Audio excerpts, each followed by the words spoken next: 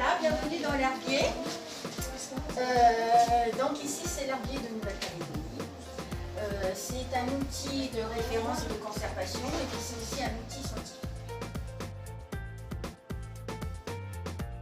Chaleur de passer entre chaque échantillon et de les sécher. Parce que si vous les compactez tous les échantillons comme ça les uns sur les autres et que vous les pressez, il y aura trop d'humidité, ils vont moisir, ils vont pas être bons. Donc il faut vraiment séparer les autres. Donc après on les fait. On prend une grille de bois, comme ça. Donc après vous pouvez prendre une cartouche, peu importe. Et après on prend la corail et on sert. Donc là l'échantillon est pressé.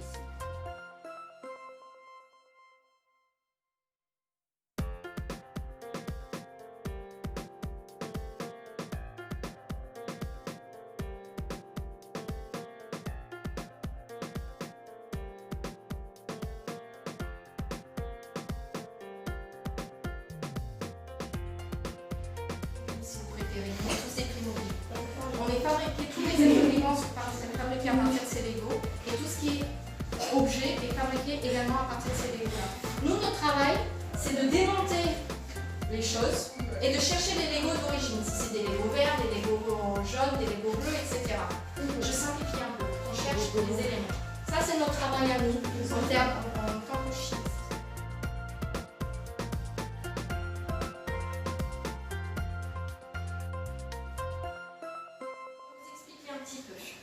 J'ai mis quelques photos, vous avez là donc une liste d'éléments, vous pouvez le passer entre vous. Je vais commencer par le plus simple. Ça, à votre avis, c'est quoi? Du produit.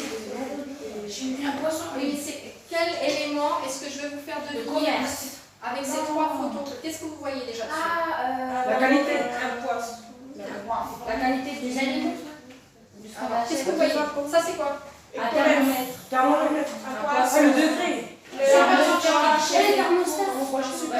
Est-ce que vous savez ce que dans les anciens thermomètres, est-ce que vous savez ce qu'il y avait dedans? Avant le liquide rouge. Le liquide gris qu'il y avait avant. Les mercure.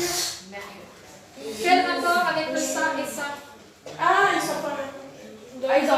Ils sont gris. Et après, toi, tu vas acheter du poisson.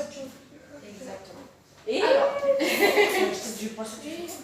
en Calédonie, on a la chance de pouvoir avoir plein de types de poissons différents. Les poissons de plage, par exemple, ils n'ont pas beaucoup de mercure. Parce qu'ils sont au tout début de chaîne alimentaire. Les thons, par contre, les marins, ils ont énormément de mercure parce qu'ils sont fin de chaîne alimentaire. Si vous mangez du thon tous les jours, vous vous empoisonnez au mercure. Vous en mangez une fois par semaine, pas plus.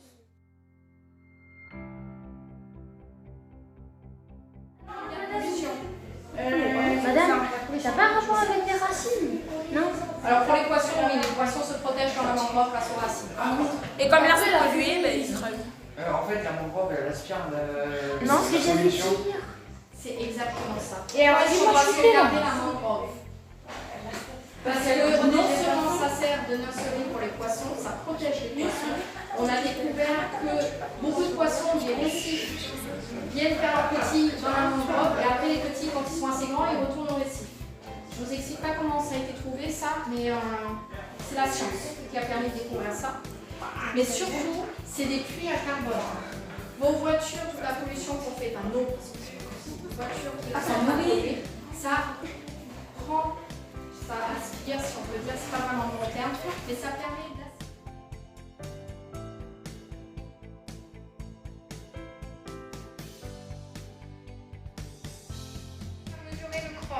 Juste à côté, on a le même appareil, on a un peu plus neuf. Là-bas, on mesure le phosphore et l'azote. Entre autres, en fait, on peut mesurer plein de choses. Le principe de cet appareil-là, c'est de la vieille chimie. On va mélanger... Là, c'est un échantillon d'eau. Alors, celui-ci, je ne sais pas d'où il vient. Celui-ci vient de Yaté. Cet échantillon-là, c'est de l'échantillon d'eau potable. Et on veut savoir s'il y a un produit dangereux qui s'appelle le chrome 6 à l'intérieur de cette eau. Parce que forcément, on n'a pas envie que les gens boivent du chrome 6 parce que c'est vraiment dangereux. Donc l'eau a été prélevée à Yaté et on va le mesurer avec, le mélanger avec un produit qui s'appelle le diphénylcarbazide. C'est un nom un peu barbare. Là, pareil, tout ce que vous avez besoin de savoir, c'est que si on mélange avec quelque chose, ça devient un joli rose. Bon, là, on voit que ici. Mais dès que le point haut sera passé, on verra une jolie coloration en train de se faire.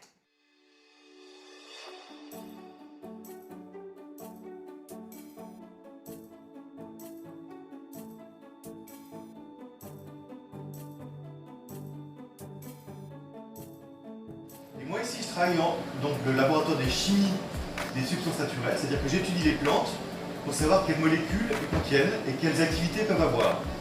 Donc par exemple, aujourd'hui on va voir une plante qui est très active sur la dengue, sur le virus de la dengue. Vous avez entendu parler du virus de la dengue? La dengue, vous connaissez quand même. Voilà. Donc la dengue c'est lié à un virus, et en fait on recherche des molécules qui empêchent le virus d'agir. Donc quand on dit qu'une plante est active pour la dengue, moi je cherche à savoir quelle est la molécule active là-dedans.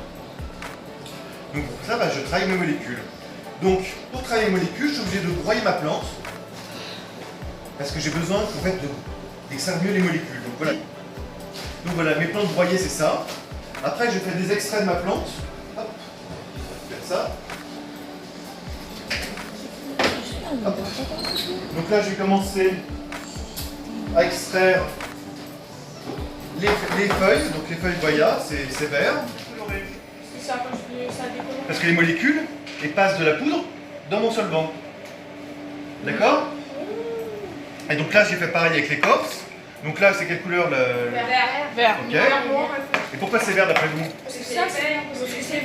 Et pourquoi les feuilles sont vertes? Parce que l'arbre. Parce que les molécules sont vertes. Ouais, et qu'est-ce que vous savez comme molécule verte? La chlorophylle. La chlorophylle, voilà. En fait, le vert qu'on voit, c'est les chlorophylles des plantes. Parce qu'il n'y a pas qu'une seule chlorophylle, il y a plusieurs chlorophylles. Et la couleur verte dominante, c'est vraiment l'extraire. Je vais vous montrer comment je fais. En général, je mets la poudre avec le solvant. Je mets un petit coup au bac à ultrasons. En fait, les ultrasons, ça permet de mieux extraire la molécule. Alors, ça fait mal aux oreilles, on va pas le faire pour vous allez voir comment on va faire. Non, mais la feuille. La feuille, monsieur. Alors quoi, monsieur? C'est feuille de quoi? Là, c'est juste les feuilles. Mais non, c'est des feuilles, non. Les feuilles de la plante. Je les ai mis en contact avec le solvant et maintenant je vais récupérer le Pour enlever la solvant. poudre, là? Voilà, j'ai juste récupéré le liquide. C'est assez grand, ça, monsieur?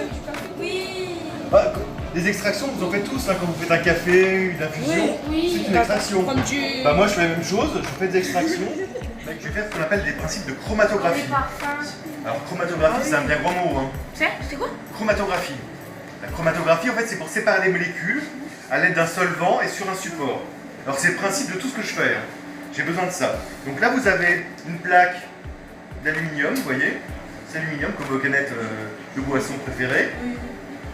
Avec dessus de la silice. Alors la silice, attention, la silice en fait c'est comme du sable. C'est un sable, ouais. Dans le sable il y a de la silice. Donc c'est une partie du sable qu'on dépose sur le fait d'aluminium et ça permet, vous allez voir, après de séparer les molécules. Donc là je dépose mes extraits. Donc j'ai commencé un petit peu avant. Je vous montre, voilà, j'ai solubilisé l'extrait sec, j'ai solubilisé dans un petit peu de solvant. Et après je dépose.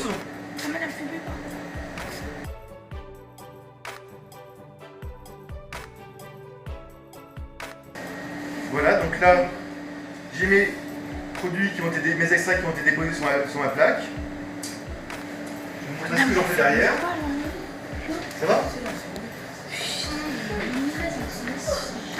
Mon sèche-cheveux, mon fameux sèche-cheveux, sert en fait à sécher bien mes dépôts.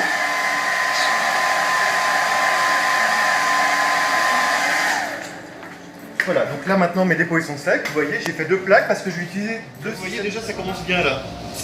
Dans ce solvant là, vous voyez, qu'est-ce que vous voyez?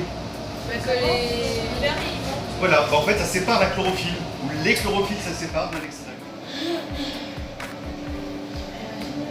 Là j'ai trouvé un bon équilibre, donc je ferme mon système de vide, et là en fait ça va chauffer le solvant qui va s'évaporer. Donc là je le mets dans le bain-marie. Voilà. Alors, la molécule naturelle ou la molécule faite par synthèse, c'est la même molécule au final. Qui sont naturelles ou faites par synthèse, si c'est la même molécule, c'est la même molécule. Il n'y a pas de différence. Mais la nature est souvent très inventive et arrive à faire beaucoup plus de choses que nous, chimistes, on arrive à faire aujourd'hui.